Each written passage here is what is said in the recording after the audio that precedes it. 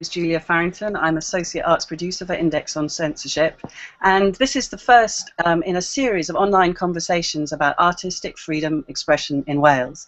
The programme's called Art Freedom Wales, and it forms part of a programme that Index is running, looking at how artistic freedom is regarded, supported, debated and promoted across the arts sector, in the press, by the public, by funders and policymakers in the UK. I'm delighted to introduce, to have 4 artists working in Wales, or Welsh artists, to discuss the subject today, which is looking at Wales as a centre of artistic free expression. What are the opportunities for that, and what are the obstacles? So I'd like to start by saying hello to Kathryn Gray. And Kathryn, would you like to just introduce yourself? Hello, please. Julia, yes.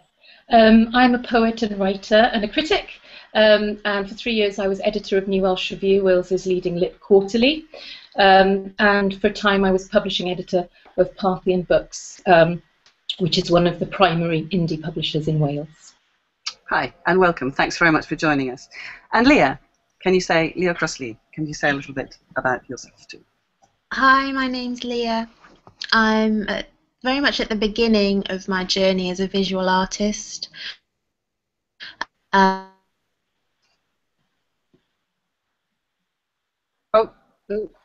we have a freeze. Well, directors. Oh, we have. Have I gone? You have gone. Are you back now? Oh. Oi. Shall we say hello to Lisa in the meantime? Oh, there you are. I'm back. Sorry. So you were just saying at the beginning of your journey as a visual artist. Yeah, I'm at the beginning of my journey as a visual artist. Great. And just what kind of medium do you work in? Photography mainly, but I work on top of the photographs afterwards, either digitally or by hand. Okay, thanks, great. And is there a delay going on? I think there might be. I think there might be. But let's just go with it. Okay, so Lisa Jen. Hiya, my name's Lisa. I'm an actor, and I'm also a singer in the band Nine Bach, and I'm also starting on my journey as a writer as well. Live up in North Wales, in Snowdonia, and yeah, that's about it for now. Great. And Tim Price.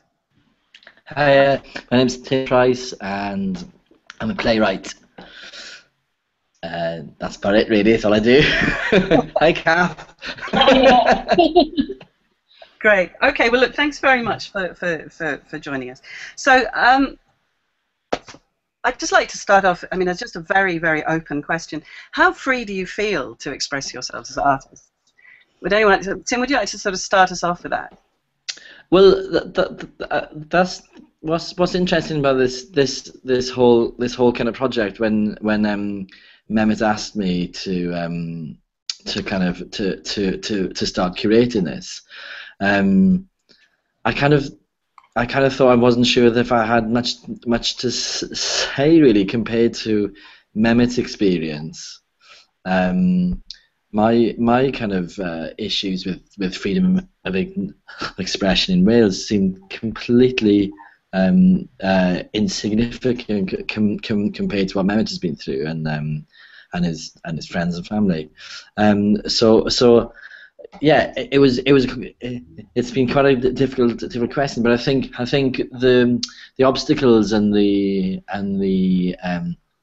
challenges around freedom of expression in Wales are kind of quite a nuanced thing, really, as opposed to something that is kind of you can clearly get a grasp of the way kind of Mehmet's experience in Turkey is so clearly something that's egregious and worth kind of campaigning about. I haven't experienced anything like that in Wales, but I think that there probably are kind of difficulties and obstacles that might be more about our identity as a nation our identity as artists, as opposed to an organised institutional case of oppression. Yes, I mean, I think that's I mean, I think that when there is a clearly oppressive state that's clearly hostile to free expression, there is a very direct relationship between what is sayable and not sayable. But you're saying that it's a more nuanced situation in Wales, and can you give an indication? You say about the identity, perhaps bringing up issues of constraint and control. Can you say a little bit more? Well, you know, I kind of think, and this is something that I think Welsh people kind of struggle to talk about, which is probably, you know, we're kind of scratching the right itch with this. But I'm a South Walian Welsh person from the industrial heartland, and I'm not a Welsh language speaker. And I kind of think for people with that similar experience, there's a slight estrangement from the Welsh identity, which is wrapped up with kind of feelings of guilt and estrangement from Wales because you don't speak the Welsh language. And I think with that, there's a certain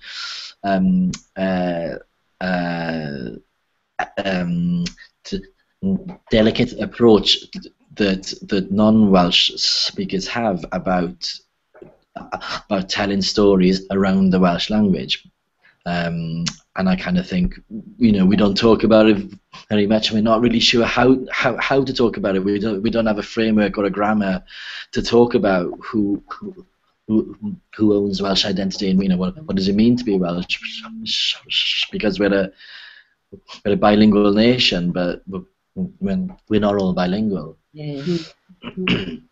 That's very interesting. Kathryn, would you like to come in on that?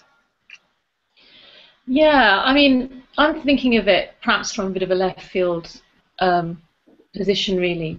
But it seems to me, and it's something that I've meditated on a lot in recent years, which is the sense that there is a whole element of Welsh experience that isn't actually actively available to me because I don't actually speak Welsh. And to give an example, and this is in no way to be pejorative at all, but not that long ago, Academy, now Literature Wales, had 2 conferences. One was for Welsh language speakers, writers. One was for English language writers. It was completely separate, and there's often a sense in that sense that the language barrier is a barrier to expression and to understanding collectively our differences, but also our similarities. And it feels like that kind of division is disabling, actually, for the arts in Wales, I think, personally. I don't know if that makes any sense at all, but I've meditated a lot on this in recent years. So.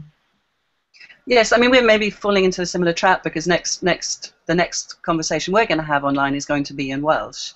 And I think, but what we want to do, and these conversations are all about, is actually teasing out the themes that need to be addressed in the symposium. Sorry, I forgot to say that we're running a symposium later in the year, and these are exploratory conversations. So very, very interesting to hear that, you know, they tend to be so divided, and then maybe one of the things we can do is bring those voices together on the same panel and have that discussion. So that's Leah, as a visual artist, not dealing in language, do you sort of experience this landscape differently? I think I feel that I'm still learning what this landscape is, what it means to be living and working in Wales, what the structures are, and it's still very much an investigation in my own freedom of expression and what I want to express. In terms of, it's interesting actually because I started to make a journal when I found out I was going to do this conversation, sort of revert back to language. And it was all about words, and it was about statements, and it was about trying to identify with those elements of what you want to say. I'm not a Welsh speaker, but I like the Welsh language. I think it's a very beautiful language, and I know people who are working through the medium of Welsh and fiercely practice through the medium of Welsh and what it means to be Welsh. And I think I observe it and I'm fascinated by it without feeling a part of it. Were you brought up in Wales? I've lived most of my life in Wales. I was born in Kent. Right. From up north near Manchester, so it's all a little bit mixed up. But you feel like you've made your home for now as a Welsh artist. Do you identify as that, or just an artist living in Wales? I don't know yet. I don't think I can answer that question yet. Okay. So Lisa, you seem to.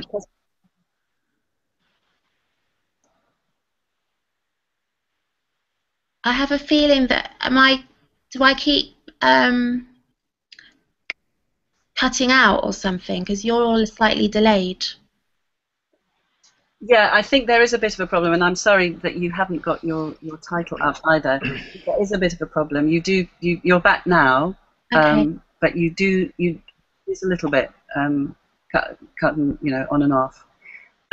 I'd just like to thanks very much for that. So, just Lisa, you obviously writing and singing. You are also very much in the Welsh language potentially. Do you work in Welsh or English or both?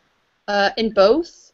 I predominantly I write all my music at the moment. I'm in a Welsh language band. We're a bilingual band, but we sing in Welsh because I do all the songwriting.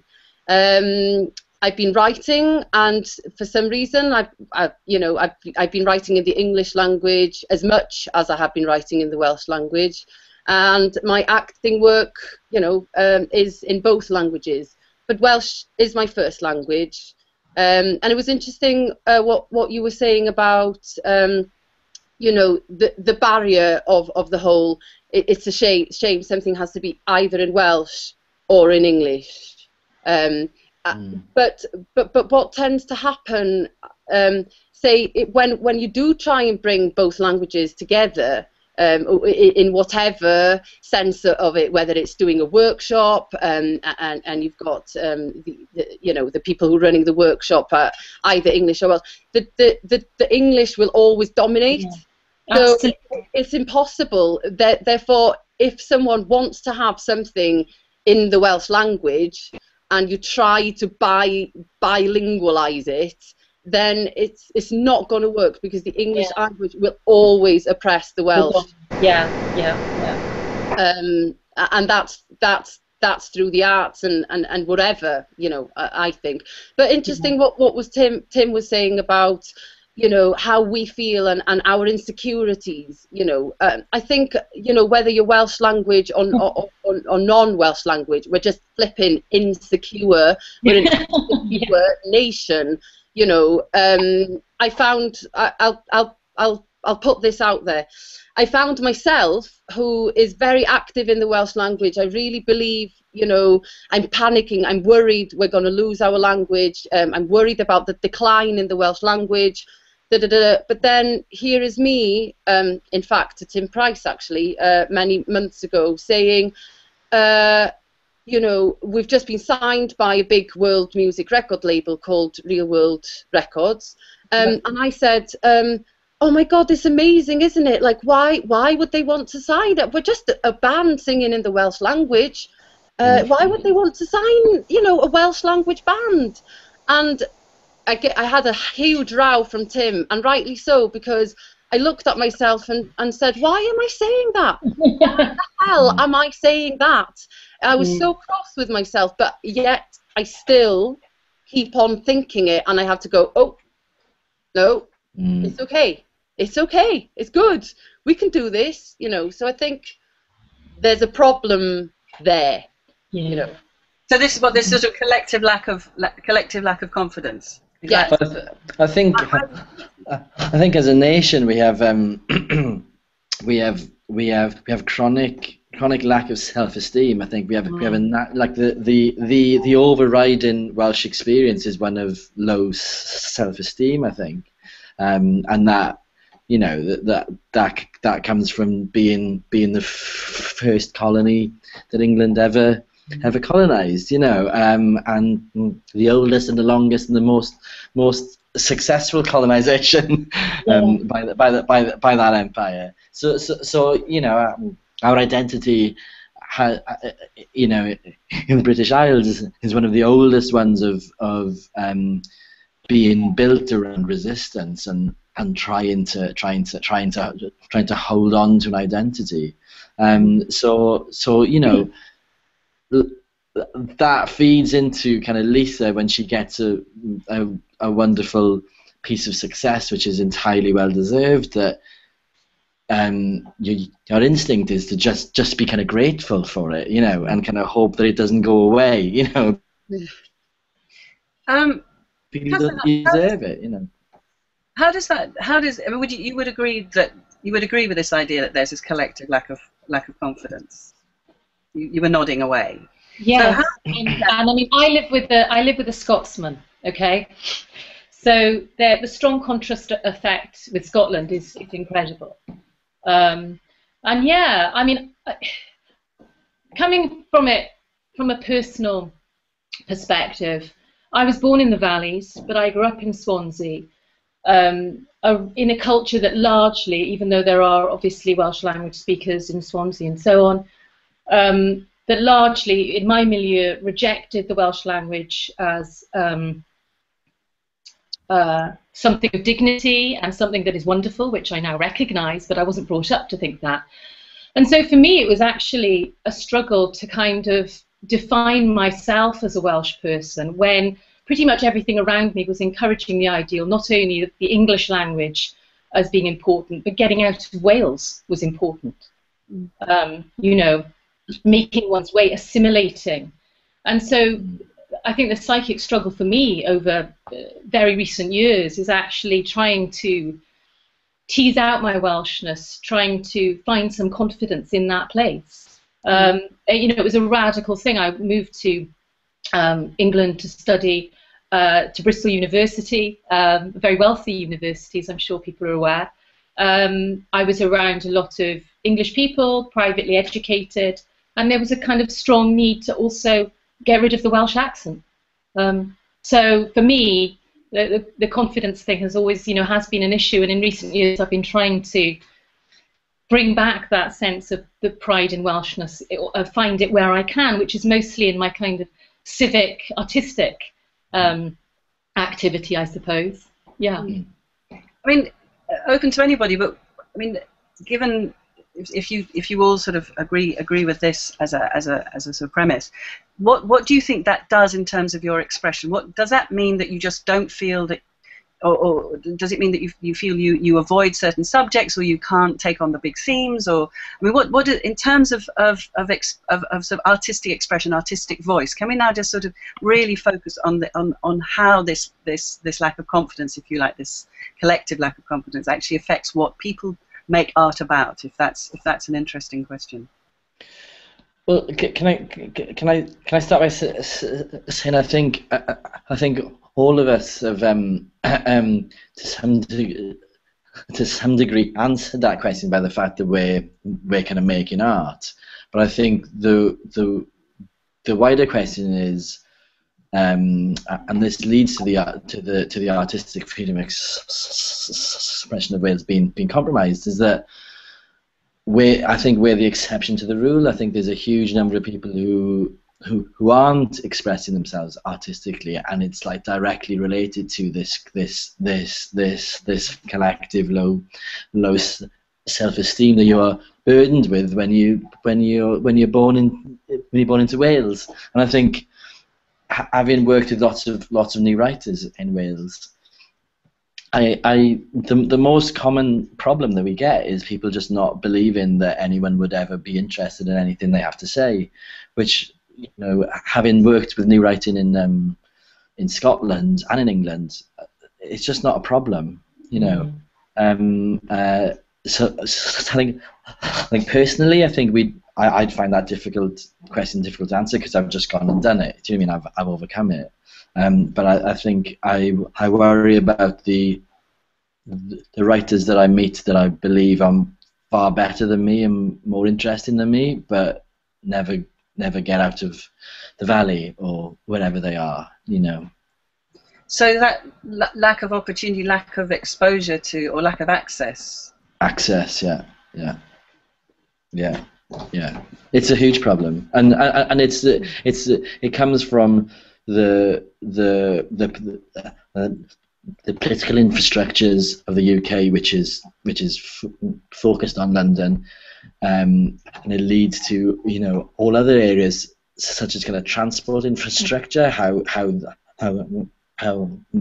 Westminster has failed to invest in Wales infrastructurally, to the sheer nature of the Welsh landscape. It is just really difficult to get around Wales, like,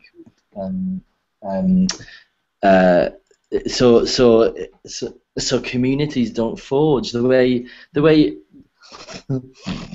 Cardiff and the valleys, population-wise, put together, would be about the size of Manchester, but to get from Treorchy to Ebbw Vale is really, really hard, you know. So bands in different valleys aren't listening to each other the way bands in Manchester are.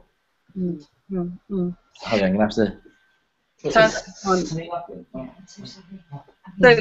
I mean, Lisa, as a Welsh a singer in Welsh, I mean, from my perspective, I see the tradition of singing and poetry as an incredibly powerful force in Wales. It's something that we know a great deal about. One of the things that you associate very strongly with Wales. So, you know, that tradition, is that a liberating aspect of your culture, or is it quite a constraining one? Well, I mean, it's just, all I can say is that it's just completely natural. You know, I've had so much experiences recently with singing in the Welsh language, but our music being heard all over the world. And so I've been doing lots of press conferences and lots of answering questions about, you know, and one of the questions that keep coming back is, why did you decide to sing in the Welsh language? And it's like, oh my God, I didn't decide to sing in the Welsh language. It just comes. I haven't just sat down and go, right, everybody, let's just write a little song in Welsh. It's just in you, you know. It just kind of oozes out of you in a way. But talking about the freedom to do that and the constraints of that, just one of my experiences in an international festival in Canada was a booking agent from a big folk festival in England said, we really like your music, but would you consider singing in English? Then I think we could book you for our festival. And I just thought, how dare you? How dare you? You know, would you ask you know, Baba Mal to not sing in his language, or Manu Chao or whatever, you know. So that kind of made it like, I see. So I am faced with lots of these kinds of issues, but that doesn't affect my you know, freedom to it doesn't, you know, affect me going, you know, I don't think for 1 minute, or maybe if I not sing in the Welsh language, then, you know, I'd have much more money, but, you know, I don't know, but that freedom is, you know, I feel very free. I feel very free to do whatever the hell I want. Yeah. And do you think in part it's because you're singing your own language? I mean, do you think that gives you? Would you feel as free in English, for instance? I don't think so. Well, I don't know. I haven't tried it. You know, I feel very free when I playwright in English. You know, I love it. You know, it's weird. It's weird. It's quite unnatural for me to songwrite in any other language than Welsh, really, because all the songs come from the soul, and my soul is here in Snowdonia, and it's what I want to sing about. Yeah.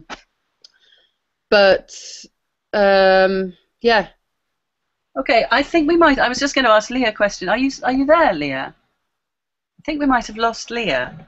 Oh dear, don't quite know what to do about that. Can we have some technical assistance, please? She'll probably come.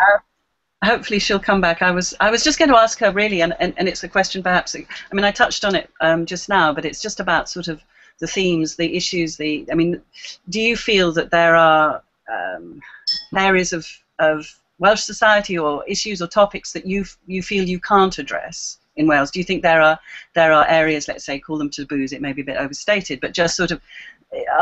Or do you think that basically artists, once as Tim has said, they've made that leap to be an artist and overcome those things we were talking about earlier about sort of lack of confidence and lack of permission, as it were, to be an artist? But once you've overcome that, do you feel free, as you say, Lisa? I mean, could you talk about anything in your songs? Do you feel there are areas of society that are best not discussed? I wonder, Kathryn, would you like to answer that one, Kathryn?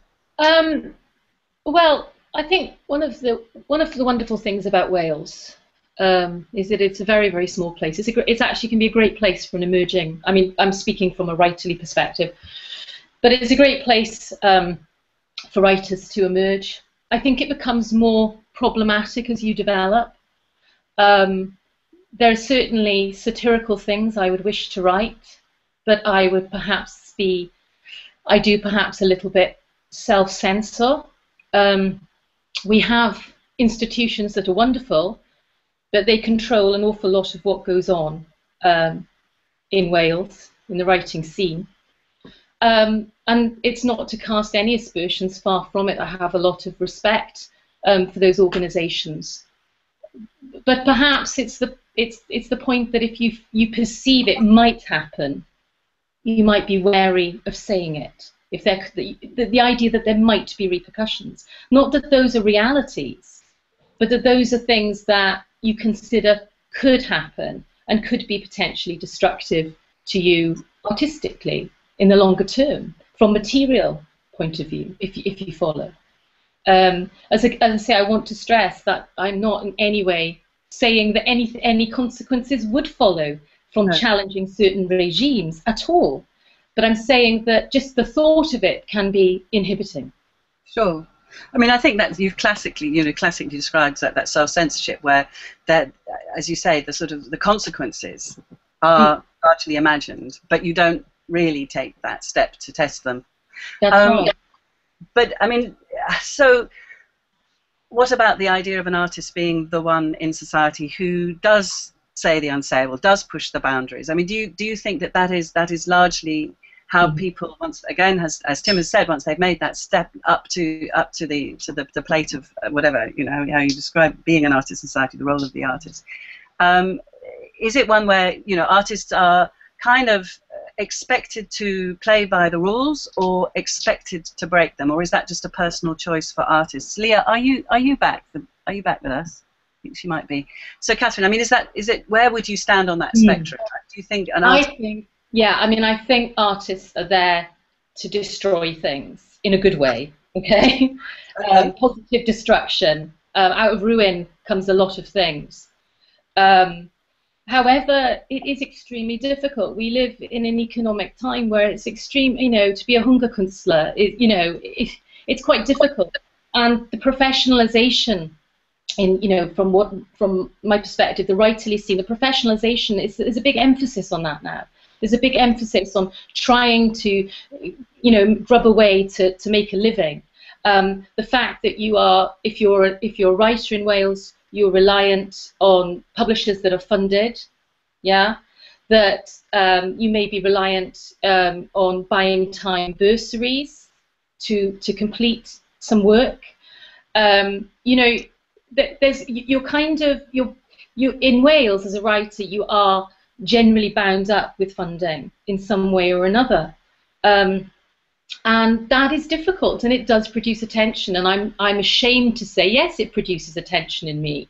You know, there's lots to be said about so much in Wales. Certain things can be said. I have said certain things, you know, in my poetry about Wales. I've critiqued Wales, but I think it's very complex when you've got a cohort of people who are really dependent on a subsidy culture, and that's through no fault of their own. We create wonderful writing here in Wales, but it is writing that's very difficult to export into the commercial market in England. So you really are, you know, kind of very often dependent on Wales within Wales. Mm-hmm. Tim, can I bring you back in? I mean, there seems to be a little a sort of contradiction between what you've said and what Kathryn has said about. Kathryn said it's an amazing place for emerging writers, and yet you're saying it's a huge problem to make that first step. So, I mean, would it be appropriate for you to just say how you chose the path of being a playwright and how you sort of developed your work? I think. Well, my own journey, you know, I kind of started out in Wales and had some support from a company called Script Nghymru, but to make any real kind of credible progress as a playwright, I had to work in England, and a large part of my career, and large part of the stimulation in my career has come from England, and I think, you know, that's something that what Kathryn was talking about, was that there's a risk in a kind of subsidized artistic community controlled by kind of concentrations of power that artistic community ends up talking to itself rather than to the world.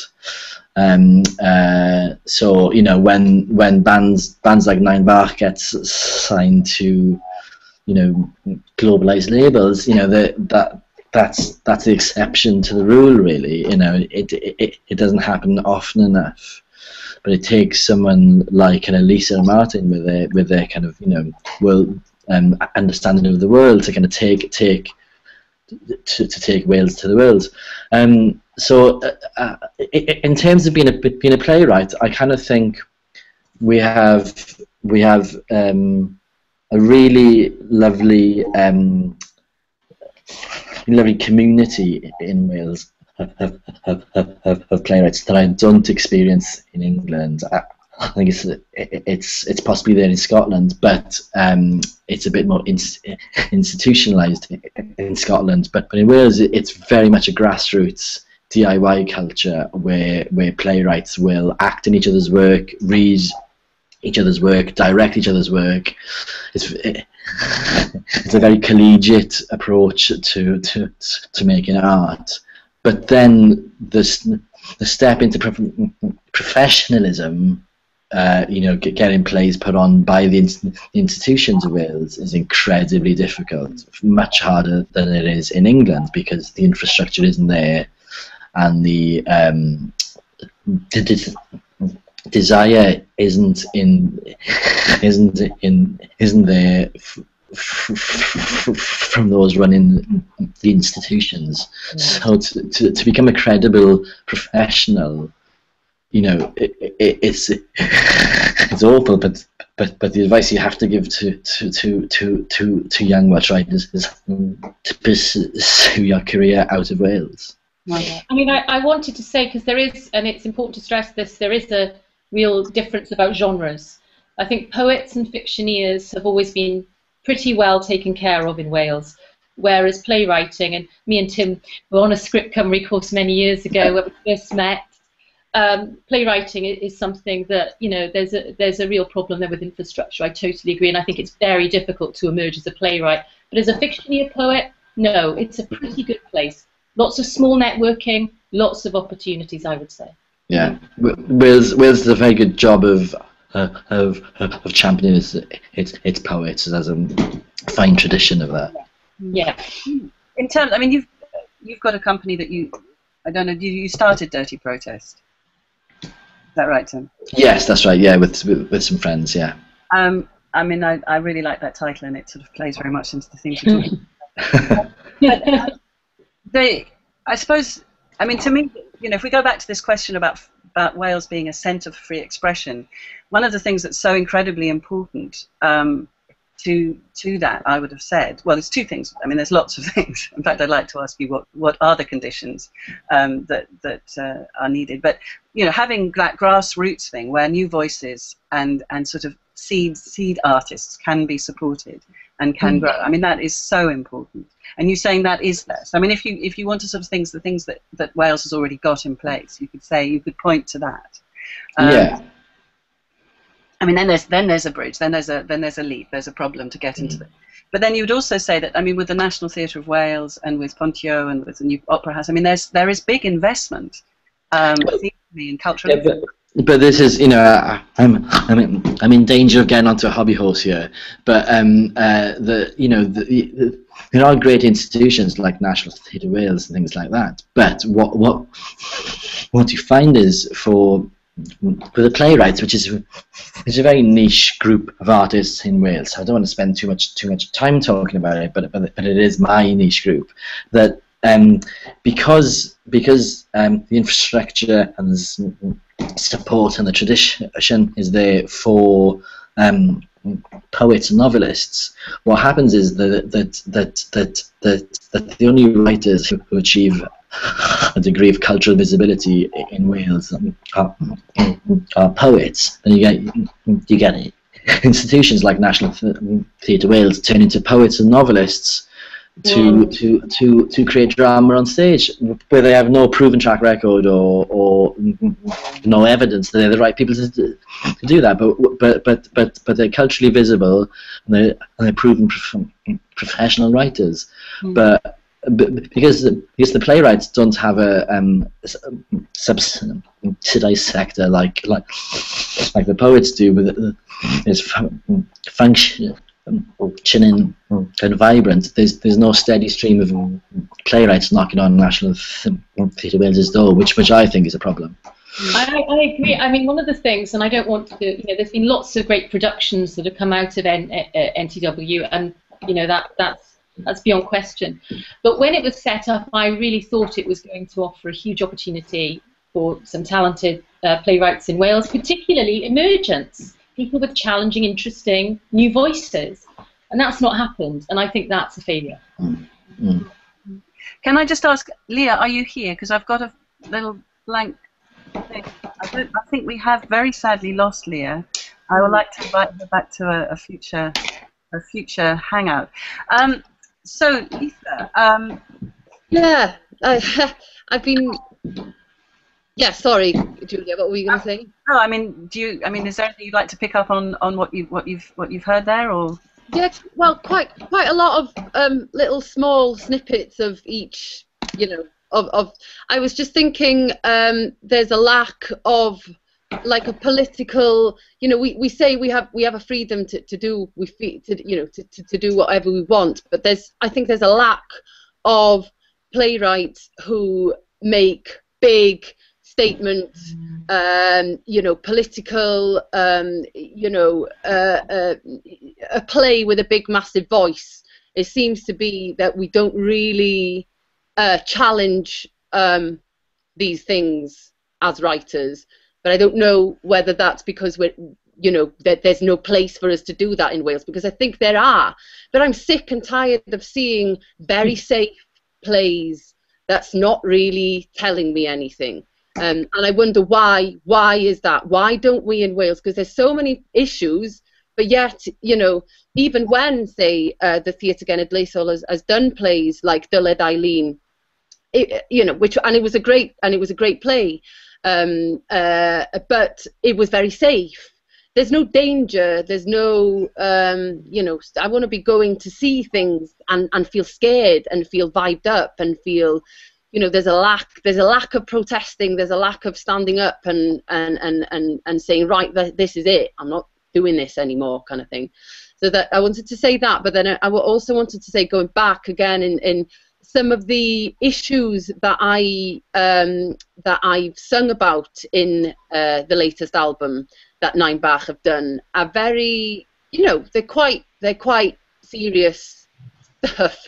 So there's one song about, say, the stolen generation of Aboriginal children of Australia. There's a song about the custom in the late 1800s of if your baby was born with a slight a disability, then you would, you know, people would put the baby under the bed to die by the next morning, kind of thing. There's quite a lot of very serious issues that not one song is about love and lost love or whatever. So, you know, there's quite, and there's been issues of us not being played on Radio Cymru, which is the Welsh language BBC radio, for daytime, because our music isn't suitable for daytime radio. Now, I don't know whether this, you could say, as a musician, you could say, oh, Radio 1 isn't playing our music, or da-da. So maybe it's purely an artistic thing, but, you know, I just thought I'd bring that into the mix because it is quite amazing. That's awful. I know, it's amazing, isn't it? Someone actually requested a song, right. And the producers went, I'm sorry, we can't play Nine Bach on daytime Welsh radio. That's incredible. Did they give any? I mean, you're saying your themes are serious, but that's not a reason. But why wouldn't they? What's the grounds for not playing your songs on? I mean, is there problematic language, or I mean, how would you describe? Or is it Yeah, I mean, this is a radio station that you know is meant to give a platform for Welsh language music, and yet you know, we've kind of released a record on a worldwide label, and I heard playing in airports in Sweden and gone #1 in the world music charts in America, and yet they won't play us when people request us. I mean, this is one particular program that we had feedback from the person that actually asked to play that particular song. But it, you know, we did find it, and obviously I challenged it and spoke to the producers, and they said, oh, yeah, no, well, some people feel that, you know, your music isn't suitable for daytime, you know, radio kind of thing on the Welsh language radio station.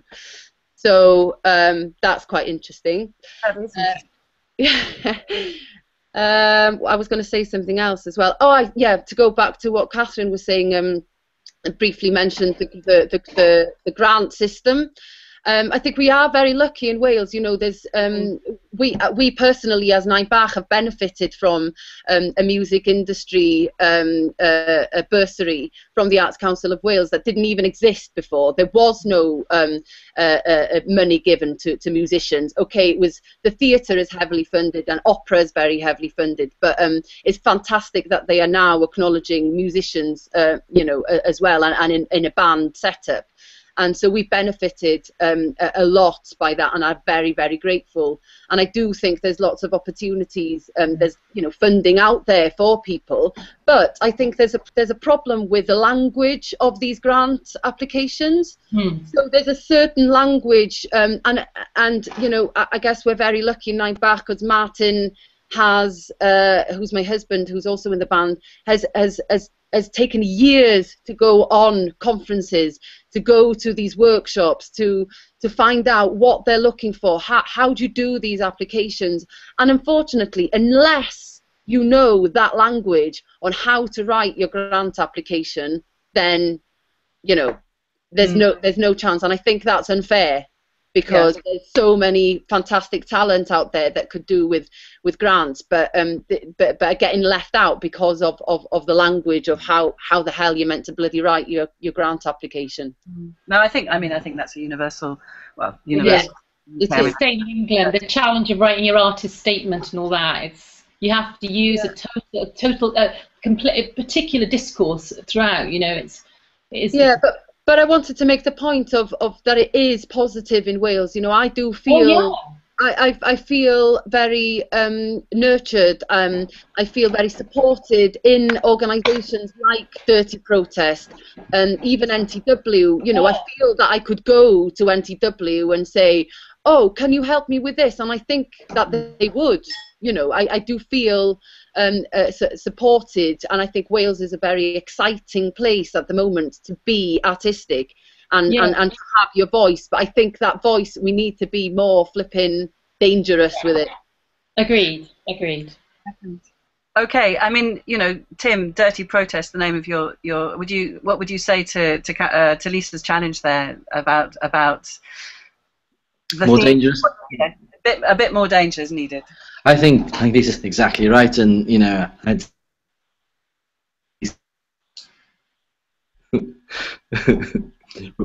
Oh, I think you just saying something.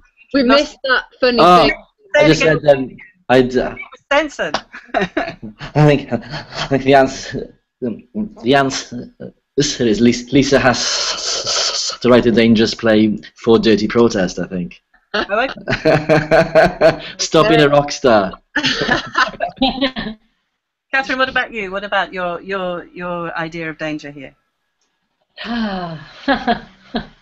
Well, you know, it's different. It's a kind of slightly different condition for me because I'm a poet, and one of the things that's really happened in poetry is that poetry has become largely apolitical. It's become very personal, very lyric based, which I think is very problematic. Even if you were to go to England, a much bigger country, you'd be hard pressed to find a James Fenton, a young James Fenton now. But yeah, I mean, I do believe art should be more generally about smashing things up, and I do think we need more self-inquiry throughout. You know, devolution has been marvellous, wonderful. I think I'd like to see more people questioning that, and not just in the sense of original creative work, but in opinion, because of course we don't actually have we don't really have a proper print culture in Wales in terms of for political opinion, which is a real problem.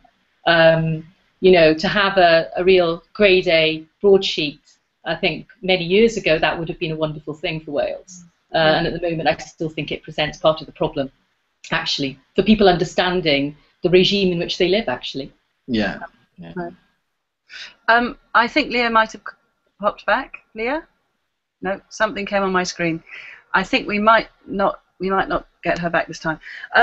We're sort of running out of time. I mean, it's been really interesting. I think we've touched on some fascinating issues, and sort of gone from a position of quite interestingly sort of just acknowledging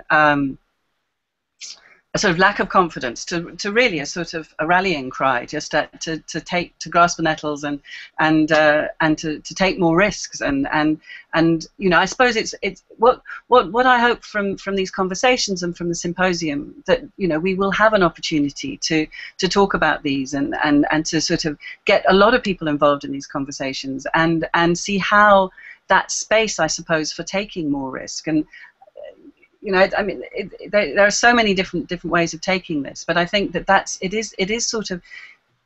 I mean, just briefly, would you say something about risk as a way of ending? So, how do you think? I suppose the institutions around you, the ones that are supporting the arts, the big institutions, the small institutions, are they risk averse, or are they pro experimentation? How would you, maybe starting with you, Lisa, do you think that you feel encouraged to take risks? Yeah, I do. I do feel encouraged, and I'm, you know, quite vibed up actually to actually, you know, do something and you know, and write something. My main worry is, can we take it as an audience? Question, yeah. You know, I do believe, you know, organisation or not, you know, you can do it yourself if that's what you really want to go. You can just do it and go out there and you know, create something and devise something and put it out there. But can we as a Welsh audience take it?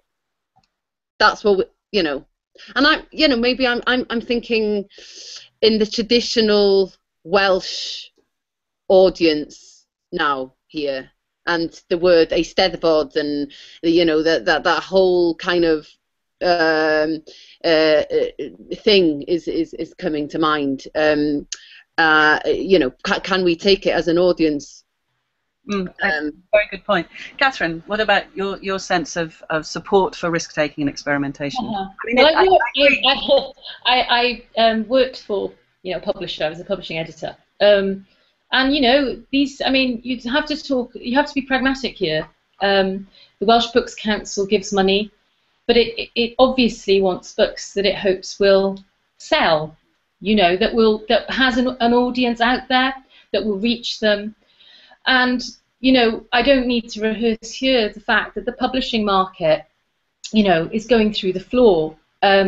Everybody's feeling it, even commercial publishers are feeling the pinch.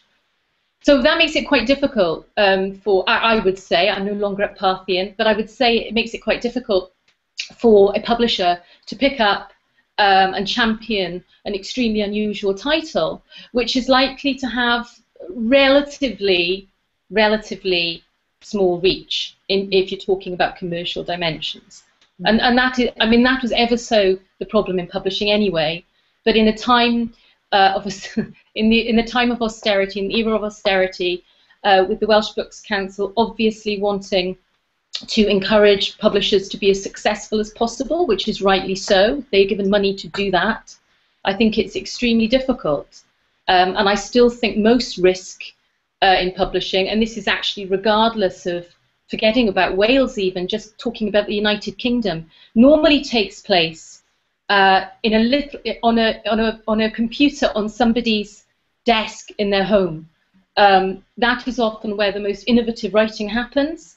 Unfortunately, because that's how it happens, it often has limited reach. But that's my experience from fiction poetry angle.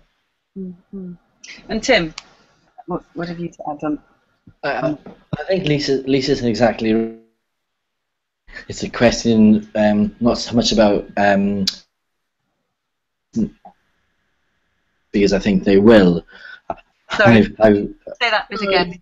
Well, I think Lisa's exactly right. It's a question of audiences, because I think artists and institutions